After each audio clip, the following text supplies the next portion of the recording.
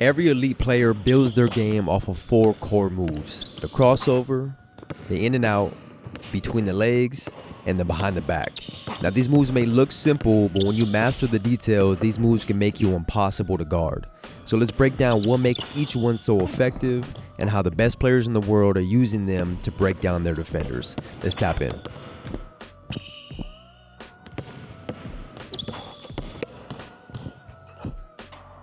Let's start off with the foundation, and that's the crossover. It's the simplest way to change direction, to shift momentum, and to test the defender's reaction time. Now the move isn't just about switching hands with the basketball, it's about forcing your defender to bite. So in order for you to be able to sell this move, you have to sell the drive. And you do so with your eyes, your shoulders, your hips, and your footwork. They all have to commit in one area, and then you explode by snapping the basketball across your body into the opposite direction. Now let's break down the details in the footwork. Think of your outside foot like a jab step. It's quick, sharp, and meant to sell the drive, not actually go anywhere. Now you want to step slightly forward and to the side, just enough to get the defender's hips to shift. And as soon as they react, you push off that same foot and cross back in the other direction. Now that short, controlled jab creates the illusion of movement in one way, and then the crossover capitalizes on that reaction. Once you got the movement down, the next layers are perfecting the timing, posture, and change of pace. Those 3 control everything, so you have to know when to slow down, when to speed up, when to rise up, and when to explode out of the move.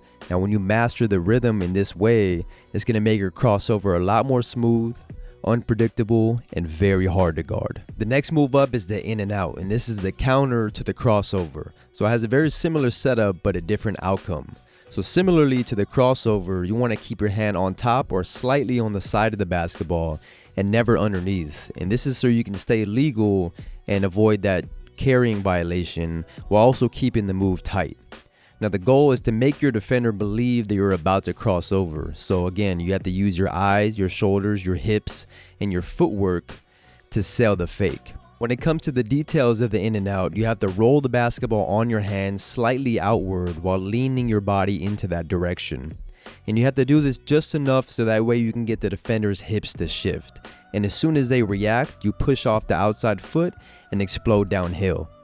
So timing, posture, change of pace are going to be everything here, just like they were in the crossover. The third move that you need to master is the between the legs dribble, because it's one of the most balanced and protected moves in basketball. It's a move that allows you to keep the basketball controlled within your stance while using your body as a shield, so it's perfect when the defenders are applying pressure or you have a defender who has active hands. Footwork is everything with this move, and how you position your feet determines how balanced and explosive that you'll be. So your feet should stay staggered and your base low, almost like a lunge position. The back leg should have a low shin angle close to 90 degrees, so you're loaded and ready to quickly change direction and explode with speed in the opposite direction. Now you also want to keep your upper body stacked over the basketball, because if your head gets too far ahead of it, you're going to fall forward and lose balance. So not only is the between the legs a rhythm move, but it's a move that can be performed quick or slow and still have the same effect. And it's also a setup move for other moves, allowing you to flow into crossovers, in and outs, behind the backs, or even another between the leg without breaking any rhythm. The fourth and final movement that I have for you is the behind the back dribble. Now this one is a high risk, high reward move, because if performed correctly, you'll shift the defender and potentially break their ankles.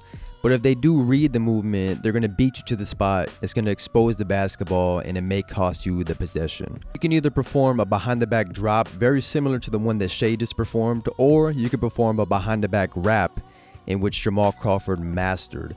Now this wrap is going to get you into open space ahead of that defender.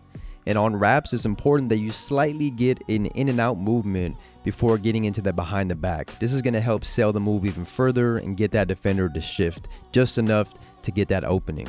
When performing the wrap, you'll naturally end up in more narrow stances as your momentum is going to carry you forward, and that's perfectly fine as long as you're staying balanced. But on speed stops, you got to keep a wider base. That way you stay strong, under control, and ready to push out in either direction. When executed correctly, it's a move that can completely change the tempo of an isolation or transition possession because it slows the game down for you while speeding up the defender. And when you're in control of the tempo, you control everything.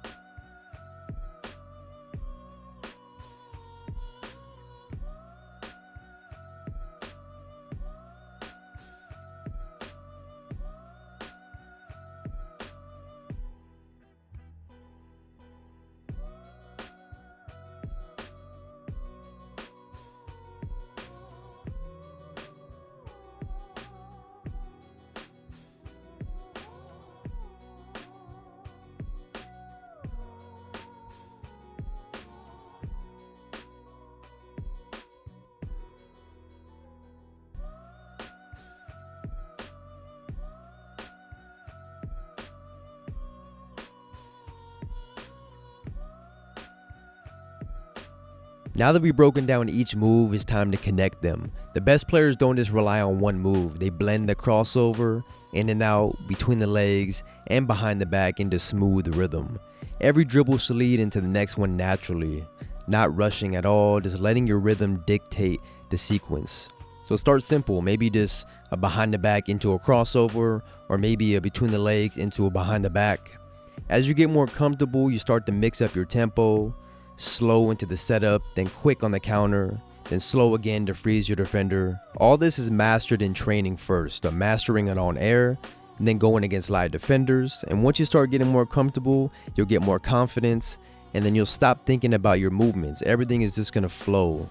You'll start to notice that you'll string moves together naturally, reading the defense in real time, and reacting based on what the game is giving you. And that's what combos are all about, being creative, using your imagination, and being under control.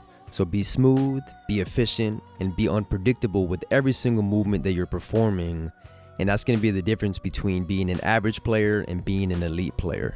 And that's a wrap for this video. Thank you all for watching. Drop a like, comment, and subscribe, and hit that bell so you don't miss another drop. And as always, please share this video with another hooper who you know can benefit. I'll see you all in the next episode. Stay tapped in.